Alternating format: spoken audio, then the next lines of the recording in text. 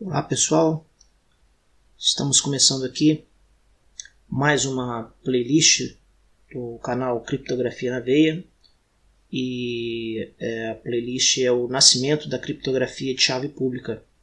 Nós vamos tratar do algoritmo Diffie-Hellman e esse é o vídeo de introdução desse assunto que revolucionou a criptografia na década de 70, mais precisamente em 1976. Bom, até então existia somente a criptografia simétrica, até meados da década de 70. E existia o problema da distribuição de chaves. Na criptografia simétrica, você deve utilizar uma chave para cifrar uma mensagem e a mesma chave para decifrá-la, que é uma coisa normal, é o que acontecia com todos os algoritmos e ainda acontece com os algoritmos simétricos de hoje. Por exemplo, o AES, Advanced Encryption Standard, padrão americano de criptografia, no qual nós temos aqui também uma playlist sobre ele, explicando em detalhes aqui no canal, Criptografia na Veia. Ele trabalha com uma chave para cifrar e a mesma chave para decifrar. Até aí tudo bem. Mas imagine, por exemplo, que Alice deseja mandar uma mensagem secreta para Bob. Alice está nos Estados Unidos e Bob está na Inglaterra. Como Alice pode compartilhar essa chave de cifragem de modo que Bob pode decifrar a mensagem, já que ela vai mandar a mensagem cifrada, mas como ele pode ter acesso à chave que cifrou essa mensagem, de modo que o sigilo seja mantido, o segredo seja mantido entre Alice e Bob. Alice, Bob e Eva se tornou talvez o maior trio, o trio mais famoso criptograficamente falando. Alice está se comunicando com Bob e Eva está no meio do caminho tentando acessar o conteúdo das conversas, das mensagens. Bom, o problema da distribuição de chaves é justamente esse. A Alice precisa passar uma mensagem para Bob e ela vai precisar utilizar um algoritmo simétrico e uma determinada chave. E depois mandar a mensagem cifrada para Bob, que vai precisar dessa mesma chave para decifrar a mensagem. Como Alice pode enviar a chave de cifragem em segurança para Bob sem que Eva intercepte a chave e, consequentemente, leia a mensagem confidencial? De que maneira isso pode ser feito? Você poderia até dizer o seguinte: olha, ela pode criptografar um arquivo com um algoritmo simétrico, mandar o arquivo criptografado para Bob e depois ligar para Bob e dizer a chave. Mas se o telefone de Alice estiver grampeado, quem tiver acesso a esse grampo telefônico vai ter a informação, o arquivo completo. A mensagem vai se tornar clara, que só deveria ser para o destinatário Bob. Então, o problema da distribuição de chaves era justamente esse. Como resolver essa questão tão importante no cenário criptográfico? Bom, uma forma de resolver esse impasse é Alice se encontrar com Bob de tempos em tempos para trocar as chaves necessárias para as próximas comunicações. A Alice poderia, no encontro pessoal com Bob, lhe entregar uma lista aí com 100 chaves e eles vão utilizando essas chaves em sequência. Mas e se um deles não puder comparecer ao encontro por qualquer razão? Se Alice ficar doente ou Bob ficar doente e esse encontro não puder se repetir? Há algumas maneiras de minimizar esse impacto, o que seria, por exemplo, passar as chaves das próximas comunicações no próprio criptograma, na própria mensagem criptografada com a chave que foi pré-combinada. Então Alice mandaria uma mensagem para Bob com a chave que eles combinaram pessoalmente e depois nas próximas comunicações eles gerariam chaves aleatórias e mandariam criptografadas um para o outro de forma que a comunicação se fizesse segura. Porém, se o sistema de criptografia falhar, a chave é revelada de uma forma muito nítida e o atacante vai interceptar essas comunicações e Alice e Bob nem vão saber que estão sendo espionados. E outro problema, e se Alice precisar mandar mensagens secretas para outras pessoas? Não poderá ela, evidentemente, se encontrar previamente com todas elas. Esse é um outro problema. Não há como você se encontrar com várias pessoas pessoalmente, distribuindo chaves, gerenciando isso de uma forma que se torne segura. É muito complicado isso aqui. À medida que o grupo de pessoas com quem você se relaciona cresce, esse problema é complicadíssimo. Imagine, estamos falando de pessoas, imagine uma empresa com 10 mil filiais no mundo tendo que fazer esse gerenciamento de distribuição de chaves. É um problemão. Então, esse é o problema da distribuição de chaves, que foi a grande busca criptográfica dos anos 70. Resolver esse problema foi a grande meta da criptografia nos anos 70. Bom, esse problema ele foi estudado por 3 pesquisadores, Martin Hellman, Whitfield Diffie e Ralph Merkle. Esses 3 pesquisadores uniram esforços e começaram a estudar maneiras de se resolver essa questão.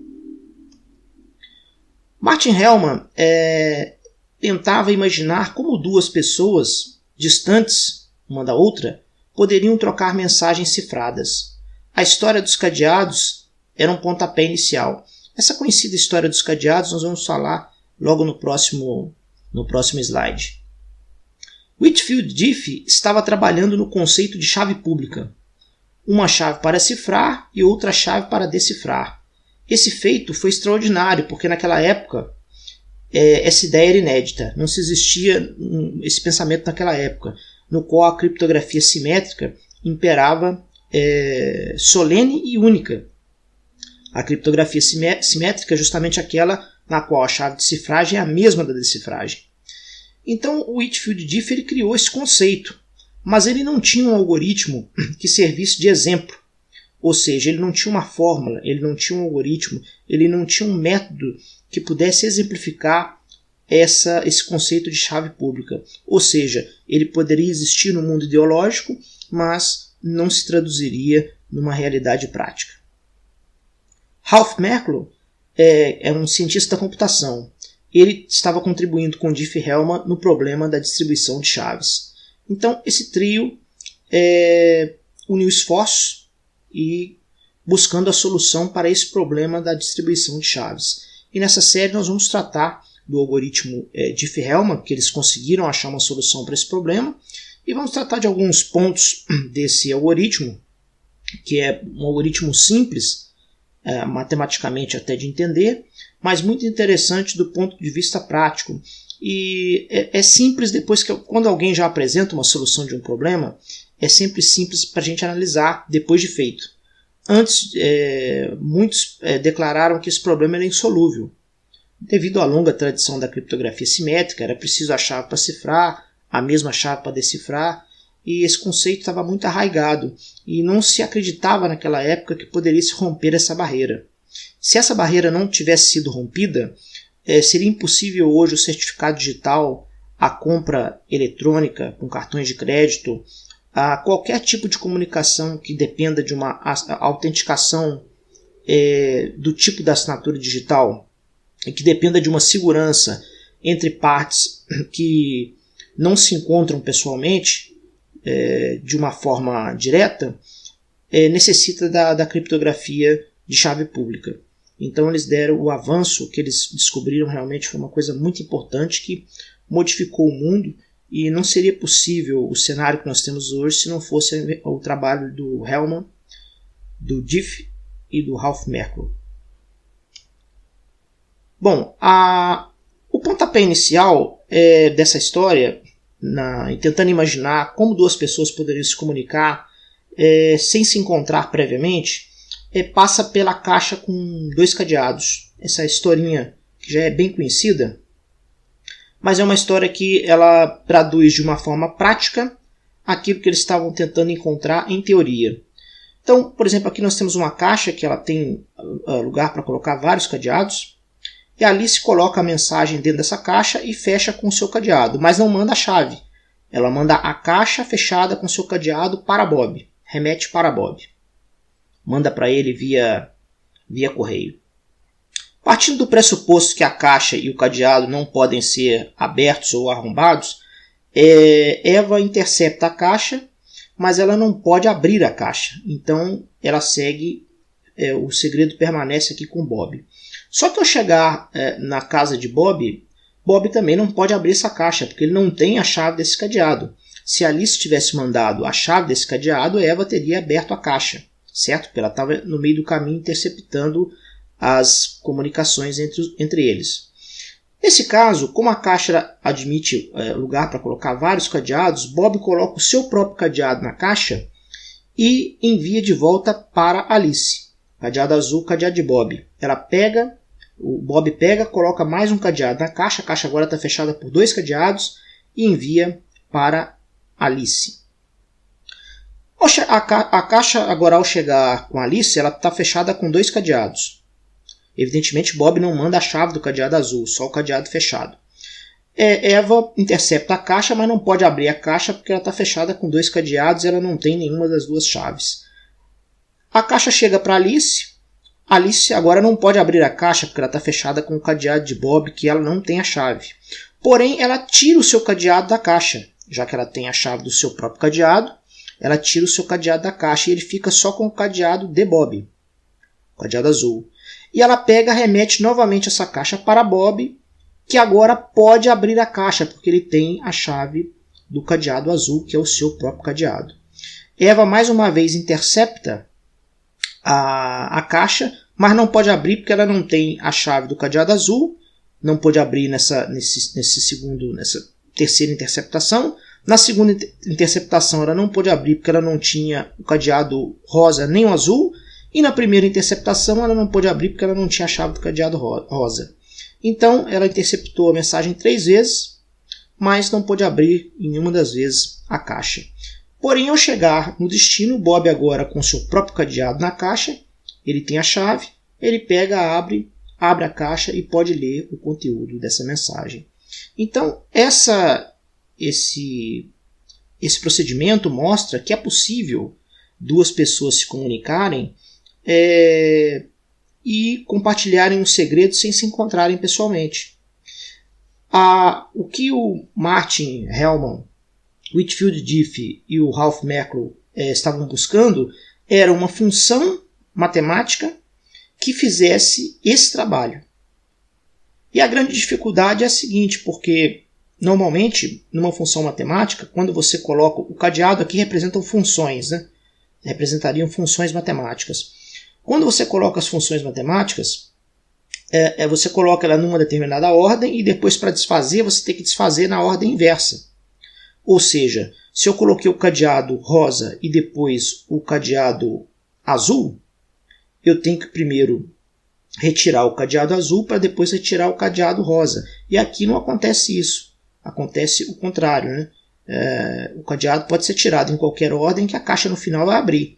Mas uma função matemática que faça esse trabalho, de modo que se torne impossível para Eva interceptar a mensagem e compreender essa mensagem, e ao mesmo tempo se torne possível para Alice e Bob, sem se encontrarem, compartilharem uma mensagem codificada, é muito complicado, é muito difícil de você imaginar algo do tipo pensando matematicamente. E esse foi o grande feito do Hellman, do Diffie e do Merkle.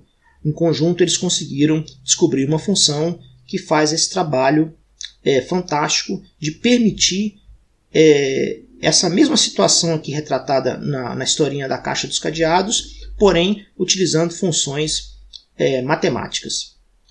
Bom, é isso que a gente queria falar sobre a introdução do que nós vamos falar nessa playlist, e vamos falar um pouquinho sobre aritmética modular, vamos falar sobre algumas curiosidades desse algoritmo, né? Algumas características no decorrer dessa playlist. Bom, aqui para quem tiver curiosidade, nós temos aqui na Wikipedia algumas informações sobre Martin Hellman, sobre o Whitfield Diffie e também sobre Ralph Merkle. Bom, queria agradecer a vocês e espero vocês aí no próximo vídeo dessa série sobre o nascimento da criptografia de chave pública. Um abraço a todos, até o próximo vídeo.